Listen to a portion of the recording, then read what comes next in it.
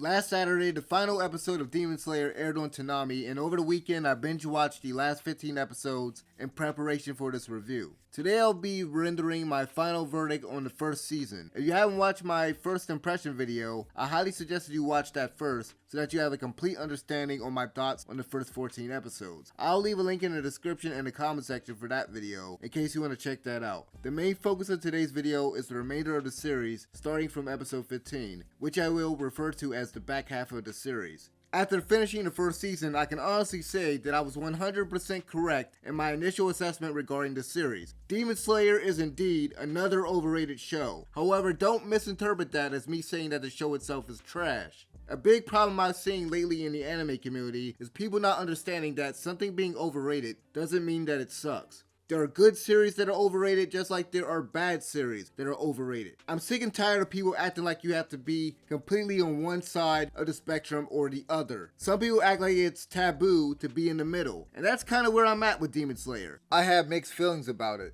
Most of the character designs are cool looking and unique, but the art style is hideous. The world building is excellent, but the world itself isn't very interesting in my opinion. There's some extremely gruesome and genuinely heartfelt scenes, but the attempts at humor and lighthearted moments fail 99% of the time. Most fights are dynamic and entertaining, but they largely lack emotional and narrative weight. The animation is decent, but a lot of the CG looks horrible and out of place. I know I'm going to get a lot of hate for saying this, but with the exception of maybe a couple of episodes like episode 14, the first half of the season is much stronger than the back half. Episode 14 is still the worst episode, but episode 24 is almost as bad.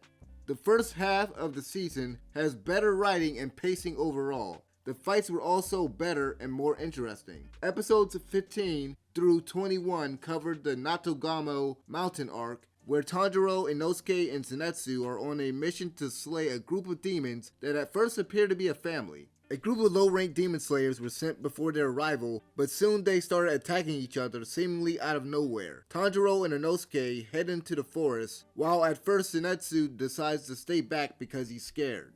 Tanjiro and Inosuke meet one of the demon slayers sent there and discover that the other members are being controlled by threads attached by spiders. Two of the demons, Rui, the main antagonist for the story, and a demon playing the role of a mother in the fake family are introduced in the beginning. When we're introduced to these demons, we get a sense that something is wrong with this family of demons, as the mother is terrified of her son and father. I'll give the first episode of the story credit for the engaging setup, and in general I like the designs of the demon family with the exception of the father demon. However, this episode suffers from a couple of glaring issues that, unfortunately, persist throughout the remainder of the season. In my previous video, I pointed out the fact that the comedy relief moments didn't work, and I expressed some worry over the inclusion of Inosuke and Zenitsu. They seem to do nothing more than bring the show down with their obnoxious personalities. The back half of Demon Slayer's first season is plagued by pacing issues and weird tonal shifts that exist largely because of these characters and the fact that the author, Koyoharu, tries to force lighthearted and comedic moments at times where it's unnecessary. The first few minutes of this episode, before the trio got to their destination, were frustrating to sit through. Koyoharu's comedy boils down to characters being loud and hyperactive. It just doesn't work, and at times it brings the show to a screeching halt.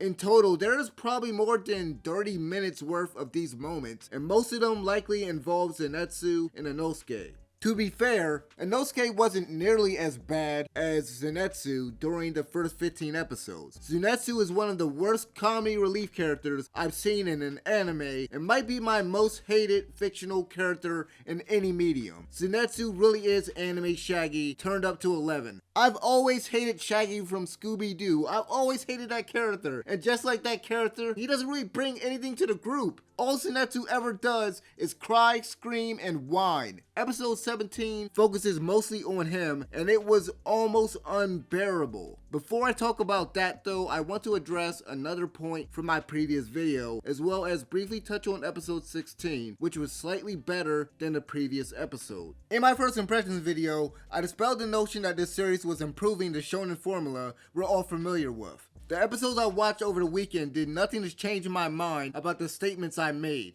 It follows a lot of familiar beats, and there were moments that reminded me of stuff from other shows. The fact that the Mother Demon and Rui fought with threads reminded me of characters like Kidomaru from Naruto and Doflamingo from One Piece. For those unfamiliar with One Piece, Doflamingo can manipulate people with threads just like the Mother Demon. The fact that she manipulates spiders to attach their threads, in addition to the transformed human spiders shown later on, really gave me Kidomaru vibes because of his spider theme. In addition to that, when Inosuke uses his spatial awareness to find the location of the Mother Demon, controlling the Demon Slayers, all I could think of was Neji using his Byakugan during his fight with Kidomaru.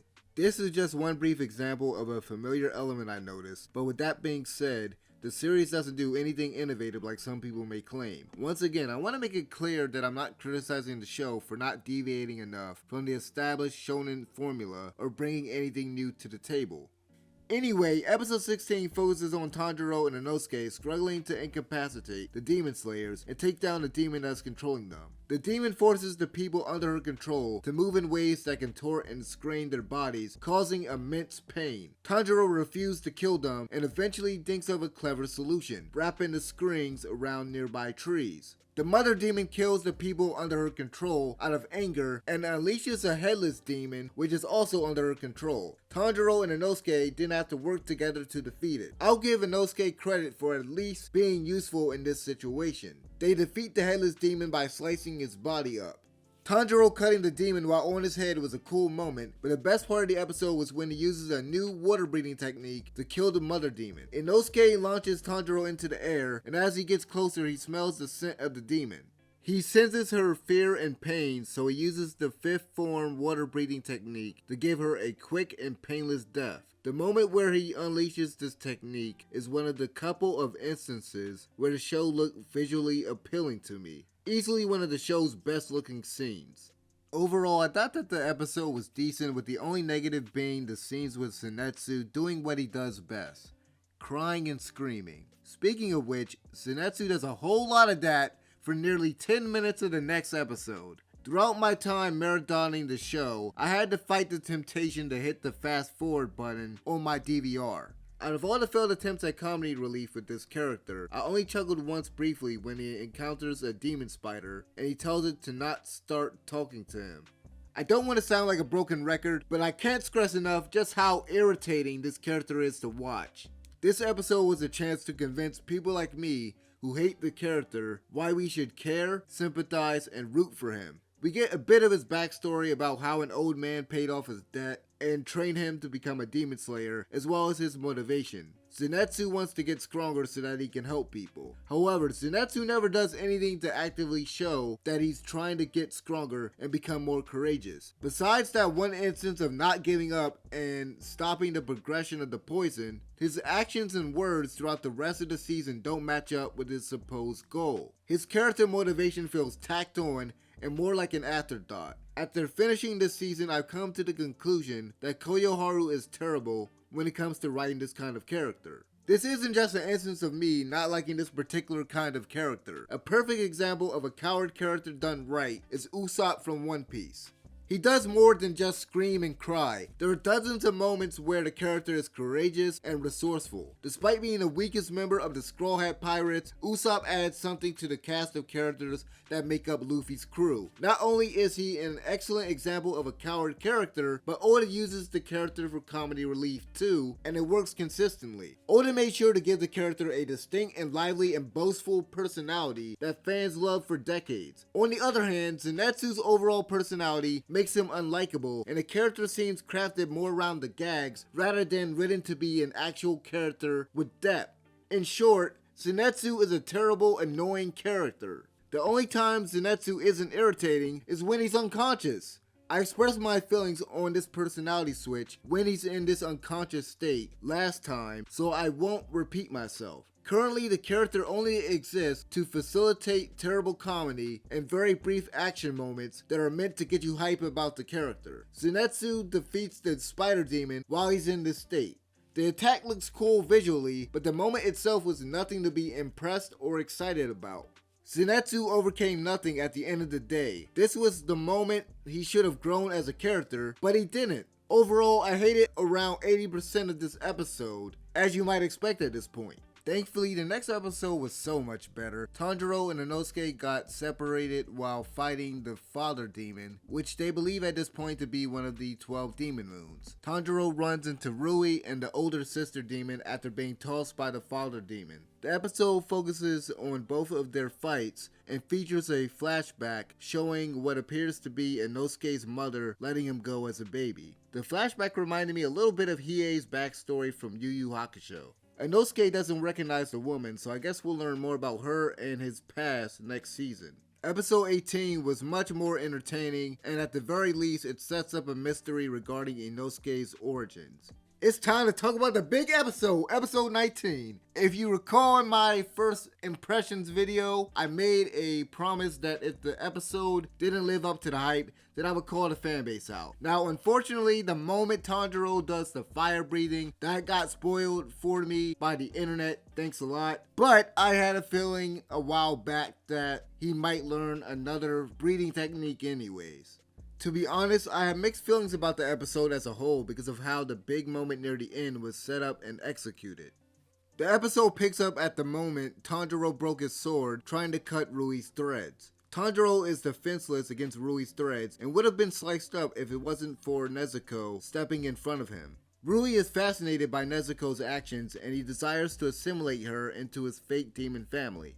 He gives Tanjiro an ultimatum: hand over Nezuko and leave, or be killed. Of course, Tanjiro refuses and tells him that he will never get the bond he desires if it's forged out of fear and terror. At this point, Rui reveals that he is a member of the 12 Demon Moons. Rui then explains the roles for members of a traditional family. Regardless of my indecisive feelings toward this episode or my overall feelings on the story arc, I really like Rui and I can at least appreciate what Koyoharu was going for with the family theme of this arc.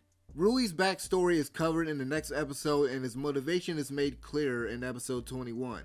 In order to effectively explain what makes Rui an interesting villain and why I liked him, I would need to skip ahead and talk about the content from those episodes. Rui's personality and character motivation stuck out the most to me. The character is mostly calm and collected, rarely raising his voice unless he's angered by someone's actions. When Rui is angry, he won't hesitate to lash out. This is made evident by the fact that he attacks the demon playing the role of his older sister. Rui is driven by his yearning for the protection that a traditional family provides. The flashbacks in the 2 episodes I mentioned before revealed that as a child, Rui was very frail and that Muzan turned him into a demon in order to help him. After Rui ate a human, his parents planned to kill him and themselves as a way of atoning for his actions. However, when his father tries to kill Rui in his sleep, Rui wakes up and kills both his parents in anger. As they were dying, his father explained what their plan was and his mother apologized for his condition. Rui initially thought that they were simply trying to kill him, but later realized their true intentions and deeply regrets killing them. However, Muzan convinces Rui that his parents were at fault for not accepting him as a demon. Rui created a makeshift family essentially in an effort to regain the familial bond that he destroyed. He wanted to build a strong family that can protect one another, but most importantly, him.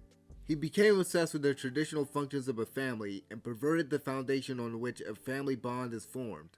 Instead of making a family through love, compassion, and camaraderie, Rui's family is bound together through hatred, fear, and abuse. I like that Rui's goal wasn't inherently evil, but his actions were. Whereas a typical villain would be concerned with their own strength, Rui only cared about the strength of each individual in his family. He wanted someone strong enough to fulfill their role as protector. I enjoyed what Koyoharu has done with tackling the family theme with the character of Rui. The family theme is very fitting given the main conflict that started Tanjiro's whole journey involved the destruction of nearly his entire family. However, I wish Koyoharu went a bit further with it, and I'm not a fan of how he handled tying the stuff with Tanjiro's father in with the theme. As I stated before, I'm on the fence in regards to episode 19. I like the majority of the episode up until the point Tanjiro is about to be killed by Rui's blood demon art. The fight was okay up until that point, with the big visual highlight being when Nezuko is strung up while covered in blood under moonlight. In my opinion, that was the best shot of this episode hands down. Right before Tanjiro is about to be killed, we're treated to a very conveniently placed flashback showing him as a child. The flashback shows Tanjiro watching his father perform a sacred dance passed down through the generations of his family called the Hinokami Kagura. His father tells Tanjiro that he wants to pass down the dance and his earrings to him one day. Immediately after the flashback, Tanjiro performs the Fire God dance, but is still in danger of being sliced up by Rui's attack.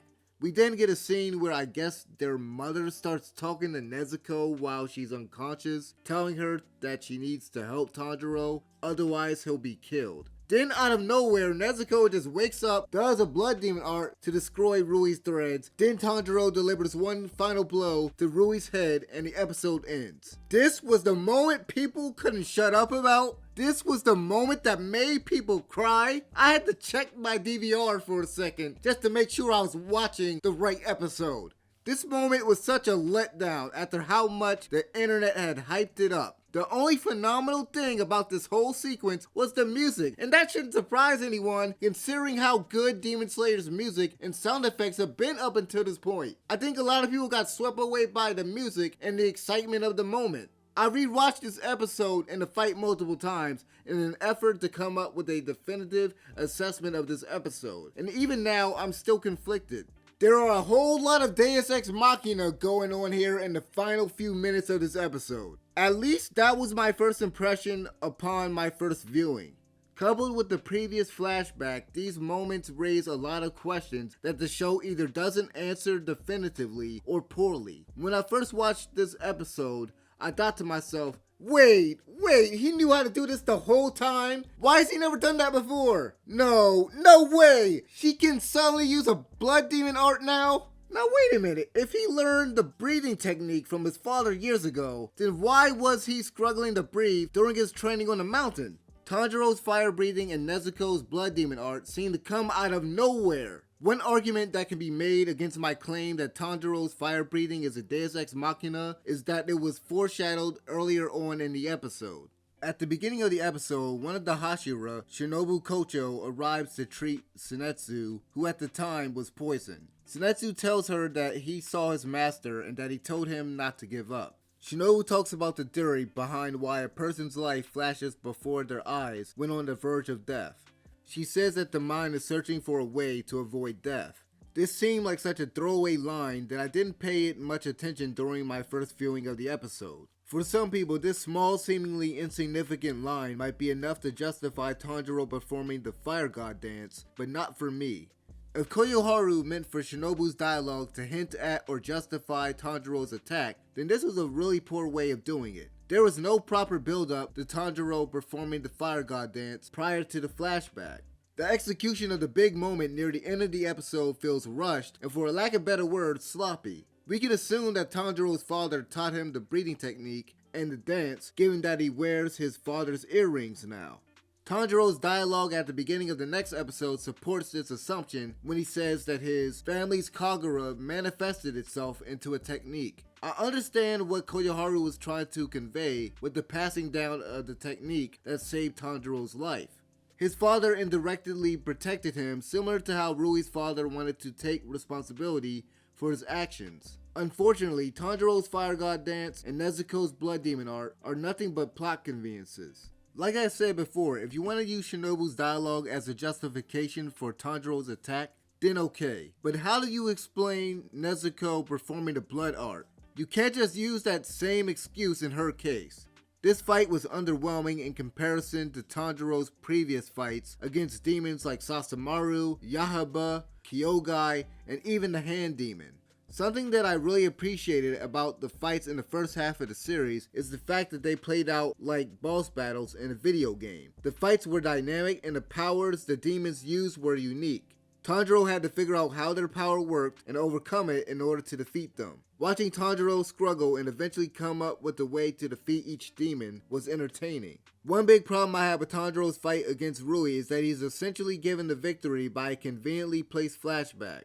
It goes against what makes Demon Slayer's fights work in my opinion. To keep with the video game analogy, it's as if Tanjiro put in a cheat code. However, this fight has one thing that I criticized many of the previous ones for not having, and that is emotional substance. Regardless of how I feel about the fight, there is no denying that it leaves a lasting impact, and at the very least, it was entertaining. Not mind-blowing, not amazing, just entertaining. Please, internet, stop overhyping things, and for the love of God, stop spoiling stuff for people. Anyway, I was a bit relieved that at least Koyoharu didn't make Rui die that way. In the next episode, it was revealed that he had cut his own head off at the last moment to prevent Tanjiro from killing him.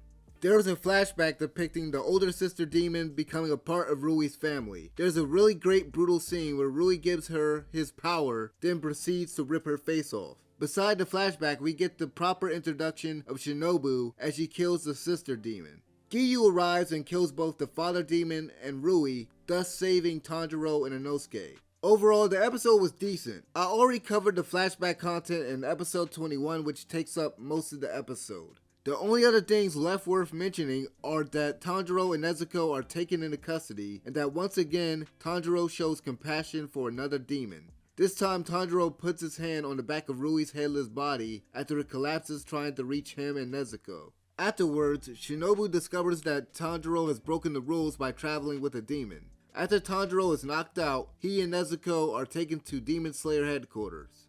Overall, the episode was decent. After the Natogamo Mountain arc is the rehabilitation training arc that consists of the last 5 episodes of this season. The story starts off strong with the first 2 episodes, quickly plummets into mediocrity, but manages to rise up at the end. Right off the bat, we're introduced to the Hashira, a group consisting of the 9 strongest members of the Demon Slayer Corps. I like these characters way more than Inosuke and Zenitsu, since at the very least their personalities are tolerable. I do wish that Rengoku and Tengen's personalities were more distinct from one another. At least one of them could have been toned down a bit, but it isn't too much of an issue. Other than that, I really liked their unique character designs. The Hashira kinda reminded me of the 13 Court Guard squads from Bleach, except it's not nearly as complex. More specifically, the squad captains within the Soul Society. Anyway, the episode opens up with Tanjiro being questioned at the headquarters about traveling with Nezuko. Many of the Hashira feel as though he should be punished and even put to death for breaking the rules. Despite the leader of the Demon Slayers, Kaguya, deciding to allow Tanjiro to travel with Nezuko on behalf of Earl Kodaki, many of the Hashira still see Nezuko as a threat. The Wind Hashira, Sanemi, attempts to prove Nezuko is dangerous by stabbing her and then himself in an effort to bait her into attacking. Tanjiro can do nothing but watch helplessly as he's restrained by the Serpent Hashira, Obanai. This was a great episode that ended on a really suspenseful cliffhanger. Koyoharu did a great job introducing these new characters and setting up a new internal conflict. The next episode picks up with Sanemi trying to bait Nezuko into attacking him. Nezuko turns away from him, thus proving that she isn't a threat to humans. Afterwards, Kaguya tells Tanjiro to go and defeat one of the 12 Demon Moons so that him and Nezuko can be accepted by members of the Hashira. Tanjiro is then carried to a room where Inosuke and Zenitsu are in bed recovering. The first 17 minutes of this episode was fine. There was even a small moment with Nezuko that was funny. Everything was flowing perfectly and naturally. Unfortunately, the show is brought to a screeching halt once again for more insufferable Zenitsu comedy.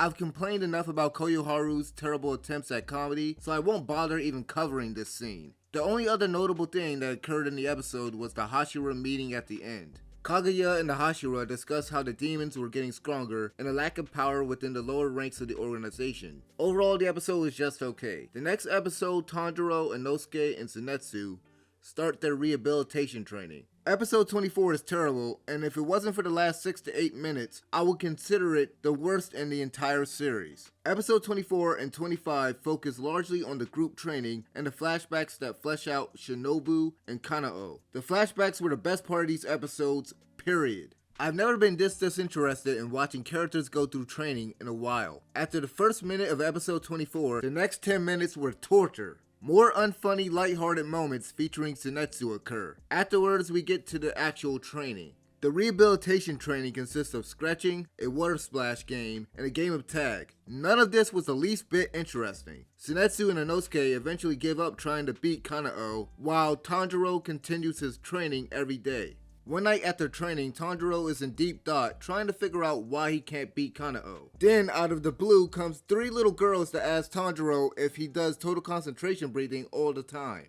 I had to pause the episode at this moment. I was flabbergasted. They basically just gave Tanjiro the answer to the problem he's having without him even asking, no less. The writing in this episode is so lazy. This was a missed opportunity for character growth. He should have struggled and figured it out himself. The moment where he finally figured out what to do would have been satisfying and rewarding for the audience. It doesn't help that watching him train isn't even entertaining. His training in the beginning of the series was way more gratifying and enjoyable to watch. By seeing Tanjiro struggle to avoid traps while making his way down the mountain, or repeatedly fail at his last test to destroy the boulder, we get a gratifying sense of accomplishment. If you've seen my many other reviews, then you should know by now that I take character growth, especially physical growth, seriously for this type of anime. This was originally something I loved about the first half of the series that I didn't mention in my first impressions video. This is yet another reason why I wasn't a big fan of how episode 19 ended. It feels like Tanjiro is being given everything at this point, and I don't really like it. JoJo Bizarre Adventure's Ripple training and Naruto's Rasengan training are perfect examples of how to handle this sort of thing. Naruto and Joseph both have to figure out what they're doing wrong in order to complete their training. When they finally succeed, there is this moment of excitement and the feeling that the characters have grown stronger in the process. More recently, My Hero Academia has done an excellent job with Izuku's training. One quick example I can give from the show is the moment where Izuku realizes that he can use his legs to fight instead of his arms. He comes to this realization on his own, but gets the idea from Hatsume's interaction with Ida. The internet has made constant jokes about this scene, but this is a much better way to handle things. Hirokoshi continues to show how intelligent Izuku is by analyzing those around him and incorporating that into his fighting style. That eureka moment is important and it shouldn't be ignored or diminished. I'm glad that at least we got to see Tanjiro train a little in the remainder of the episode, and a lot more in the next episode when Inosuke and Zenitsu start training again. However, as I said before, it was uninteresting, especially the first 10 or so minutes of episode 25. Episode 25 has more unfunny scenes, only this time featuring the blacksmiths that arrive with Tanjiro and Inosuke's new swords. The only interesting thing happens after Tanjiro finally beats Kanao and completes his training. Tanjiro asks Shinobu about the fire breathing in the Hinokami Kagura, but she says that she doesn't know anything about it. I hate that we didn't get a definitive answer here given what happened in episode 19, but I won't hold that against Koyoharu too much. Anyway, aside from a few scenes, a lot of the stuff within these two episodes felt like filler. The final episode was much better, but it doesn't end the season in an impactful way. The episode begins with the remaining lower ranked demon moons being summoned for a meeting with Muzan. I am very disappointed with what Koyoharu did with the character in the episode. Muzan was set up very well in the first half of the season as an omnipresent force that other demons feared. Koyoharu introduced an intriguing mystery with the reveal of his family when Tanjiro confronts him in episode 7. His character design also helps to leave a good first impression. In my previous video, I mentioned that I hadn't seen enough of Muzan in order to call him a good villain. This scene where he starts killing off the remaining lower ranked members of the 12 Demon Moons made me like the character less. I'll give Koyoharu credit in that the scene shows how ruthless he is and serves as another example of how much other demons are terrified of him. I know that he was killing them because they were weak, but it really comes off as a self-indulgent and meaningless action. I hope my criticism doesn't come off as me complaining because the author didn't write things the way I thought it should go, but to me this just seems very wasteful. When I watched this scene, my first thoughts were, wow, that was a waste. What was the point of setting up the 12 Demon Moons if you were just going to kill off most of them? This scene doesn't serve much of a purpose other than to set up a stronger demon for Tanjiro to face in the future. You can't say that the scene was there to demonstrate how powerful Muzan is because we already know that he's powerful. In my opinion, this is a waste of characters and great character designs. I'll admit, I wanted to see Tanjiro slowly go head to head with each of these demons. This scene makes me wonder if Koyoharu decided he wanted to make the story shorter. Muzan's actions weren't the only problem I had with this scene. The 3D or CG used for the backgrounds and Muzan's arm effect when he devours one of the lower moons looks bad. The mix of 3D or CG with 2D animation just doesn't look right to me at all. The scene ends with Muzan giving the last lower ranked demon his blood and ordering him to kill Tanjiro in exchange for more blood. After that scene, Tanjiro, Inosuke, and Zenitsu get a mission to head to the Mugen train to meet up with Rengoku. After that, we get a scene with Tanjiro and Kanao. The coin toss scene was the best scene in the episode in my opinion. Tanjiro, Inosuke, and Zenitsu then say their goodbyes and head to the train station. During the final scene, the awesome opening song from Lisa starts playing. It is common for many series to play the opening theme either at the end of the series or during a big battle when the final blow is about to be delivered. When placed at the end of the season or series, it can give the viewer a sense of closure or excitement. I felt neither of these things as I watched the credits roll. The season ends on an okay episode that doesn't leave me wanting to see what happens next. I know a lot of questions I have could be answered in the upcoming movie or in season 2, but for right now I can only judge what is currently available. It's possible I'll come to love this show if the writing and comedy improves, but for now I can only respect it as a good series with a lot of glaring flaws. Not amazing, not fantastic, not great, but good. I would personally give this show a rating of 7 out of 10, but it does rise to an 8 when Koyoharu isn't messing up the tone and pace of the show. Demon Slayer isn't a work of art, but it is a decent show.